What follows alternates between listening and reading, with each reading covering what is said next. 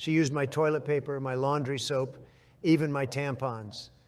Had the roommate from hell and couldn't get rid of her, so I made living with me as miserable as possible. In 2008, I had just left my husband. I caught him cheating multiple times and I was just over it. A new girl, we will call her Amy, started at my job and we made a fast friendship. I was in the middle of packing up and moving out of my house. I needed a roommate for a new apartment I was looking at because my wages weren't going to pay the bills. So we moved in together and lived peacefully together for a while. I was moving on with my life. I had gotten better paying job, was spending time with my friends, and I felt okay with life at the time. At the time, I was 25, single, and not looking for anything serious. So I had a friend who would stop over a few times a week for some adult fun. Amy was cool with it on the surface. It did not affect her in any way. My friend didn't hang out at our place. He didn't eat at our place. He didn't use our household supplies. My relationship with him affected her exactly 0%. But I guess she was a little green about the fact that I was getting some attention, and she was not. She would flirt with him, go visit him where he worked, etc., but he absolutely was not interested in her. This is where things started to go downhill. For context, she had been married a few times. She was 13 years older than me, and the dads had full custody of their respective kids. She was dating someone, but he was already in a relationship, so he wasn't about to commit to anything besides stopping by for 30 minutes after he worked the night shift every day. I tried to point out all the red flags, but she was convinced it was love. This dude used to hit on me constantly in front of her. He was very open about being in a committed relationship with his girlfriend, so I have no idea why Amy thought this was going anywhere. After a few months, I met someone I wanted to be serious with, so we started dating. We will call the guy Tom. Tom and I got serious pretty fast. He was living in a horrible situation, so he moved in with Amy and I pretty quickly. I think it was after about a month of dating. So we have our room and she has her own room. The bills went from 50-50 to 33-34 to make sure things were still even. We had a shared kitchen, living room, and bathroom. After Tom moved in, she started openly hitting on him in front of me. Every guy I had at my house, even just friends, she had to hit on. None of them ever took her up on it. Every single one turned her down, and I think this added greatly to her oncoming behavior. Over the next couple of weeks, Amy did a complete 180. She stopped paying rent, refused to buy any food, would just eat whatever Tom and I bought, and would not wash her dishes. We had 2 cats, one hers and one mine, and she would never clean the litter in her room, so her cat would use our hallway floor as a bathroom. Every single day. Every day when I got home from work, there was a big steaming pile of cat shit right inside my front door, sitting in the middle of a giant puddle of urine. My cat was locked in my room at night with her own supplies, so there was 0 chance it was her. It was the same thing every morning by the front door. Whenever she was done eating the food she stole from me, she would set her plate with the leftovers on the kitchen floor for her cat to pick at. She would leave the plate there for days, to the point that if I didn't pick them up, there would be multiple plates on the floor with food in various stages of decay. All of my dishes started going missing, except for the cat's plates, of course. And what dishes were left, she refused to wash ever. She used my toilet paper, my laundry soap, even my tampons.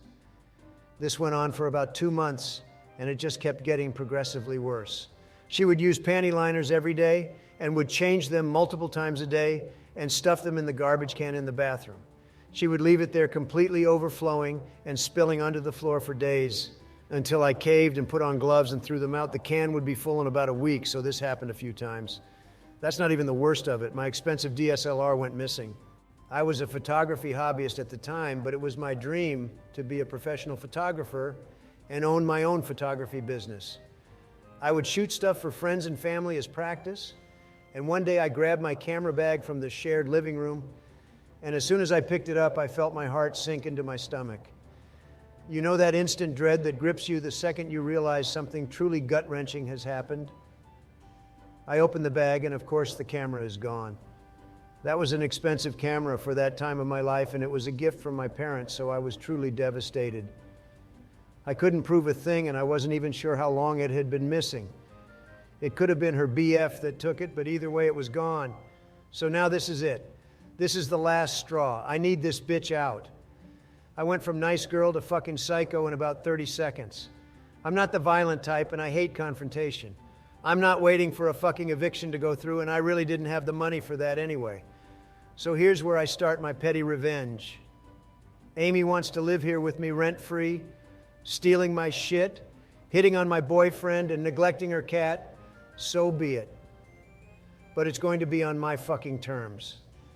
One vital piece of information. In my divorce, the dickhead moved back in with mommy, and I took everything from the house to my new apartment, so I owned everything, and the lease was in my name. I started by changing the Wi-Fi password and the computer password. The following week, I had my cable company come and remove the cable lines to her room. I bought a small fridge for my room and a cabinet and put all my food and personal supplies in my bedroom and put a secure lock on my door. When her cat shit on the floor, I would pick it up and smear it on her bedroom doorknob. Overflowing bathroom trash cans filled to the brim with her panty liners were dumped on her bed. I removed the knobs to the washer and the dryer. I did everything possible to make her life uncomfortable. I did other small stuff, anything that came to mind.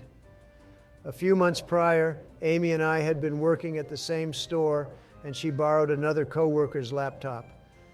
She ended up getting fired, but she never gave the laptop back, and the coworker was really trying to get it back from her.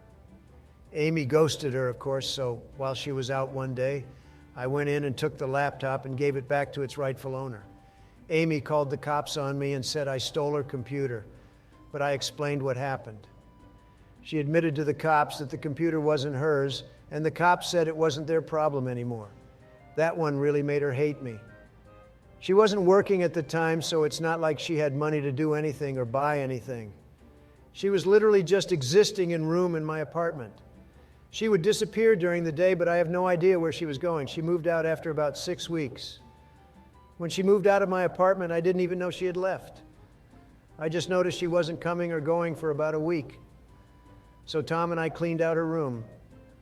She left clothes, broken furniture, a cardboard dresser, and 5 39-gallon garbage bags of trash we collected from the mass piles of panty liners, rotting food, and ordinary trash we found in the room.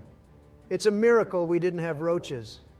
I found all my missing dishes, silverware, and cups all covered in food and grossness.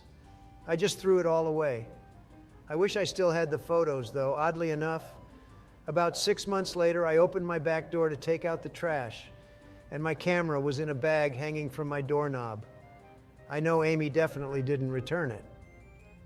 For about 2 years after, every time I would find out that Amy was living with someone new, I would message them and send them the photos of her room, papers in the trash that had her name on them, and I would tell them the whole story. One time it caused the people she was living with to throw her shit out on the porch. She had just moved in, and they had small kids, and they didn't want to risk it with her. I stopped after that. She knew it was me telling them too, so I figured I had sufficiently made my point. P.S. She took the cat with her, but not before she threw my cat outside. My cat was missing for 10 days.